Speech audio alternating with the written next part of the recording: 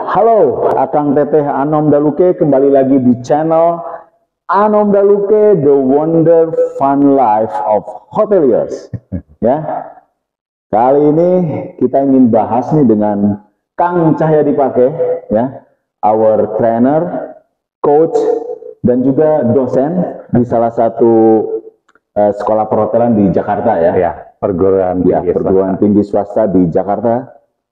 Kang Cahya Dipake, apa kabar? Baik. Maaf lahir batin. Oh ya, ini masih selamat lebaran ya. Idul Fitri. Minal aidin wal faizin, taqabbalallahu minna wa minkum. Amin. Mudah-mudahan amal ibadah kita semua diterima oleh Allah Subhanahu wa taala, dan kita dipertemukan kembali dengan Ramadan Amin tahun berikutnya. Amin. Kang Cacai, biasa teman-temannya manggil Cacai ya. Cacai, Kang Cacai ya. Kang Cacai pastinya sering dong masuk ke restoran, kafe ya. Di hotel pun ada outlet F&B ya. Benar. So, yang kita rasakan, pastinya kita kembali dengan memori ya, experience. Iya, pengalaman. Pengalaman. Karena kita itu kalau makan di restoran, makan di kafe, itu bukan hanya makanannya saja yang kita nikmatin, tapi juga suasana, pelayanannya, ambiennya lah ya. Ambiennya. Bahkan keseluruhan. Ya, orang-orang kalau mau makan, kita makan di mana ya? Kita cari tempat yang asik gitu. Cari tempat yang asik loh. Bukan cari makanan yang enak.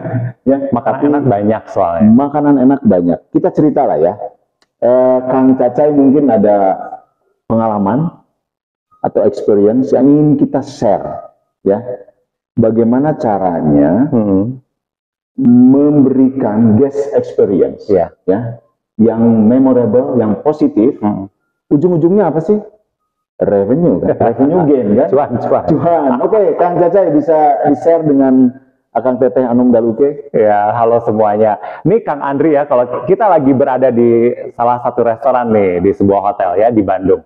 Jadi kalau kita bicara guest experience di sebuah restoran dan kafe, ini kita pastinya maunya diingat sama tamunya ya, supaya dia balik lagi dan bahkan rekomendasi udah pasti gitu. Jadi ini bukan hanya pengalaman loh, ini adalah pengalaman, kemudian riset dan referensi dari banyak sumber ya, luar negeri dan Asia gitu. Yang pertama kalau kita mau ningkatin guest experience adalah proper training yang pertama. Jadi emang kita nggak bisa hanya bilang aja sama staff gitu ya, atau kita minta mereka memberikan pelayanan yang baik atau memberikan pengalaman yang menyenangkan tanpa dikasih tahu, karena staff kita kan beda-beda ya levelnya. Ada yang lulusan dari perhotelan, dia udah tahu mindsetnya udah layanan, ada yang belum, jadi mix nih. Jangan sampai nanti guest experience-nya itu bagus kalau hanya sama Kang Andri aja gitu ya. Sementara Kang Andri lebaran libur dia hari pertama. Nggak ada tiap hari ya? Iya, jadi yang pertama udah pasti Kang, proper training. Jadi nggak bukan sembarang training, proper ya. Jadi ada latihannya, di review lagi, dicek lagi gitu. Terus yang kedua, pernah nggak sih ngerasa komplain bahwa aku mau dong bilnya saweran gitu ya? Sekarang kan ada aplikasi tuh ya. Nah, tapi kan di hotel nggak semuanya bisa. Sebetulnya kalau saya tanya nih Kang Andri ya, MyCross atau POS gitu, yang di restoran tuh, sebetulnya bisa nggak sih di split? Bisa dong. Bisa banget, tapi kenapa kasir nggak mau? Males. Ribet. Ya, jadi sebetulnya bisa, dan saya udah tes beberapa restoran di Jakarta ya. Kita sengaja makan berlima, terus kita bilang, Mbak, bilnya dipisah dong, yang punya saya kan ini. Bisa. Tapi kita kasih tahu sebelumnya. Nah, jadi yang kedua, supaya pengalaman kita ini menyenangkan gitu ya, adalah pada saat kita kan pengen makan rame-rame, tapi kan gue nggak mau traktir nih hari ini gitu. Jadi berikan saya kesempatan sebagai tamu untuk bisa split check. Gitu. Jadi usahakan bisa, kasirnya tuh bisa split check gitu ya. Yang ketiga, timing. Ini penting banget Kang Andri. Kebayang ya, makan berlima, pesennya nasi goreng, kue tiaw basah gitu ya. Kemudian yang gampang-gampang lah, fish and chips, ada lagi spaghetti. Yang kelima, dia pesennya sop buntut bakar. Kan timingnya beda nih. Nah, dari awal tuh kita sebagai waiter dan pelayan tuh kita bilang, Bapak terima kasih untuk ordernya, Yang 4 nampaknya akan sama nih, kira-kira 12 menit. Tapi untuk yang sop buntut bakar yang punya siapa namanya, misal gitu ya, Pak Andri. Nah, Pak Andri ini akan lama sekitar 25 menit. Apakah Bapak oke kalau makanannya keluar berbeda timingnya? Ini tuh dikasih tahu di awal. Jadi kalau dia misalnya, oh jadi punya aku 25 menit ya.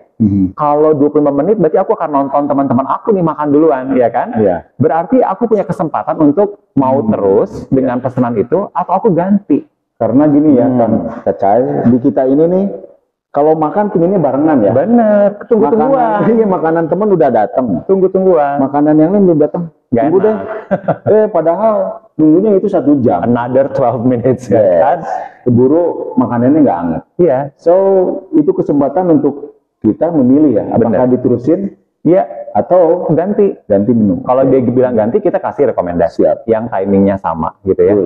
Kemudian berikutnya, yang kelima adalah bahwa pernah dengar ada salah satu restoran di Jakarta yang dia punya waiting area. Wah, keren banget ya. Ada games, dikasih snack gitu.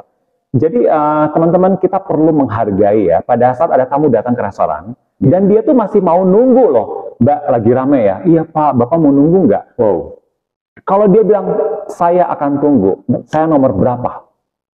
Itu artinya ya, dia tuh udah cinta banget sama kita. Jadi jangan turn them down, jangan bikin mereka kecewa. So, pasang kursi, saya pernah loh Kang, antrian nomor 21, berdiri loh.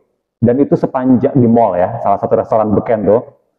Kita tuh berdiri semua dan aduh capek ya, kasihan orang tua kan. Iya. Jadi teman-teman, waiting area ya diperhatikan gitu. Dan terakhir adalah tentang kebersihan, udah pasti. Kebersihan itu ya bukan hanya restorannya, bukan hanya piringnya, plates dan sebagainya, tapi juga toilet. Iya. Karena musola. Ada cerita juga nih, kalau kita pengen tahu nih yang di rumah ini bersih atau enggak, kita numpang ke toiletnya. Kalau toiletnya hancur, patokannya aduh. Ya. Kebayang kan? Nah, hotel apalagi ya, restoran, cafe, so make sure toiletnya itu clean. Iya, betul. Fingerprint di jendela. Ya, itu detail banget deh pokoknya. Jadi Kang Andri, banyak sebetulnya yang kita bisa tingkatkan. Ini yang riset ya, yang top 5 ya. Top 5. Jadi training yang benar ya, kemudian kita pastikan kebersihan ya, tempat menunggu ya, dibikin menyenangkan gitu. Kemudian timing. Jadi anak-anak kita perlu paham nih, makan ini berapa lama, timingnya dan sebagainya. Dan terakhir adalah split check. Boleh saweran bayarnya ya. Gitu. So Akang PT Anom Daluke yang bergerak di bidang industri makanan dan minuman, gerai. Pastikan tim kita bisa lah ya melakukan apa yang tadi di-share ya. Yang pertama adalah jangan lupa training. Training itu is never stop things ya. Dan make sure bahwa staff kita itu semuanya equal. Jangan sampai hanya didominasi oleh beberapa orang saja. Itu lagi. Yang kedua tadi kebersihan. Ya, bersih adalah cerminan semuanya deh. Ya. Yang ketiga pastikan kita punya waiting room yang nyaman. Ya. Yang keempat pastikan bisa dong split check. Gitu ya. Yang kelima takut saya lupa timing. Paham mengenai produk-produk ini berapa lama prosesnya. Ya itu salah satu produk knowledge juga kan. Benar. Selain dari ingredients ya dan lain-lainnya. So Akang PT Anom Daluke, terima kasih buat sama-sama. All the best ya. Dan terima kasih buat Chef Hotel Braga. Ini kita ada di Lime Resto Hotel Braga di Bandung. Ada di pusat kota Bandung. Tepatnya ada di dalam Braga City Walk. Jalan Braga nih udah jalan-jalan. Udah dong, semalam. So sampai ketemu lagi di konten Anom Daluke berikutnya bersama Kang Cahyadi Pake dengan topik atau tema yang berbeda. Jangan lupa like, comment, share, and subscribe.